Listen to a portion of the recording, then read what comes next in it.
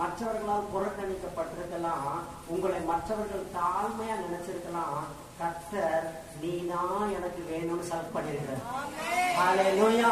குடும்பத்தால் தள்ளப்பட்டிருந்தாலும், உறவினர்களால் ஒதுக்கப்பட்டிருந்தாலும், மற்றவர்களால் இவன் மோசமானவன் பா, இவன் கேரக்டரே சரி கிடையாது, யாரையும் மதிக்க மாட்டான், இவனுக்கு யாரையும் மதிக்க தெரியாது, அல்லது இவனுக்கு ஆனர் பண்ண தெரியாது, இவனுக்கு ரெஸ்பெக்ட் கொடுக்க தெரியாது, இவனுக்கு பழக தெரியாது, இவனுக்கு பேச தெரியாது என்று எந்த காரணத்தை சொல்லி இந்த சமுதாயமோ, உங்கள் உறவினர் வட்டமோ, உங்கள் குடும்பமோ உங்களை புறக்கணித்திருந்தாலும், இங்க இருக்கிற ஒவ்வொருவரும், இங்க அமர்ந்த இந்த வார்த்தையை கேட்கிற உங்களை, நீங்கள் தான் எனக்கு வேண்டும் என்று கர்த்தர் செலக்ட் பண்ணி எடுத்திருக்கிறார்.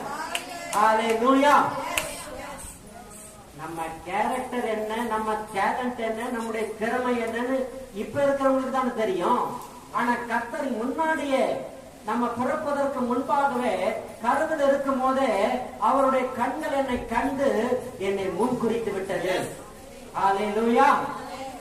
அப்படியானால் நீங்கள் விசேஷித்தவங்களா இல்லையா? எத்தனையோ படித்தவர்களுக்கு கிடைக்காத இந்த வாய்ப்பு, பட்டதாரிகளுக்கு கிடைக்காத இந்த வாய்ப்பு, அறிவாளிகளுக்கு கிடைக்காத இந்த வாய்ப்பு, அரசியல்வாதிகளுக்கு கிடைக்காத இந்த வாய்ப்பு, படித்த மேதாவிகளுக்கு, பெரிய பெரிய அறிஞர்களுக்கு, ஞானிகளுக்கு கிடைக்காதது. ஞானவான்களை பைத்தியமாக்க பைத்தியமாயிருந்த நம்மை கர்த்தர் தெரிந்து